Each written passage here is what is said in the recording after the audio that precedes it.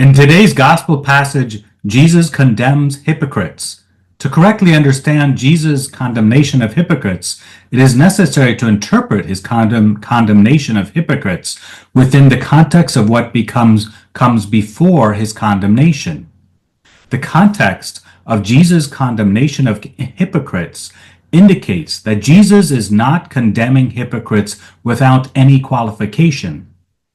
Jesus is not teaching that all hypocrites are bad in the same way. Before we reflect on the context of Jesus' condemnation of hypocrites, it is important to define the term hypocrite. Hypokrita in Greek. The Greek word hypokrita is formed from two words, hippo meaning under and krino meaning judge. When these two words are combined into one word, the word signifies a person who is, defines a lexicon, two-faced, a two-faced person who says one thing but does another.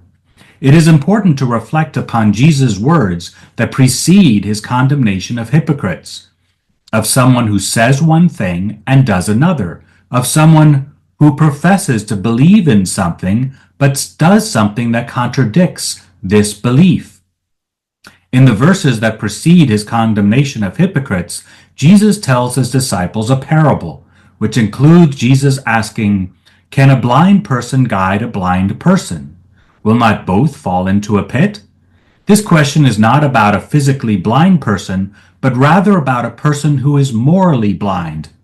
If we are morally blind, we are not able to lead anyone to a good, holy, safe place. The hypocrites that Jesus is condemning in this passage are therefore blind hypocrites. A blind hypocrite is not aware of or tries to ignore his own moral failings. A blind hypocrite is someone who is not aware of or tries to ignore the fact that his actions contradict his speech, contradict his beliefs. Blind hypocrites, however, are not the only kind of hypocrites that exist in the world. For after all, since all of us are sinners, we all fall short of the moral and spiritual ideal of our faith, which is perfectly embodied in Jesus Christ. Due to our fallen state and living in an imperfect, sinful world, we can even be rightly grateful, someone posed, for the existence of hypocrisy, because the existence of hypocrisy is evidence that the hypocrites and the society that the hypocrites live in has ideals, has perfect moral standards that all are called to live up to and that all are judged by. If we set about eliminating all hypocrisy in the world, the only way we could do that would be to destroy the ideals, to destroy the standards, and ultimately to wipe out Jesus, the perfect ideal from our communities and societies. Without standards, without ideals that fairly judge us,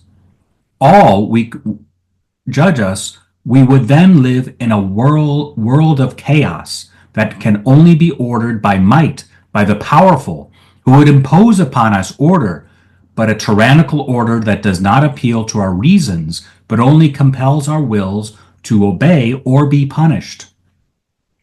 Today, may we have a heart-to-heart conversation, and perhaps a wordless conversation with our Savior Jesus Christ. May we acknowledge to Jesus the many ways by which we do not live up to his perfect way of life.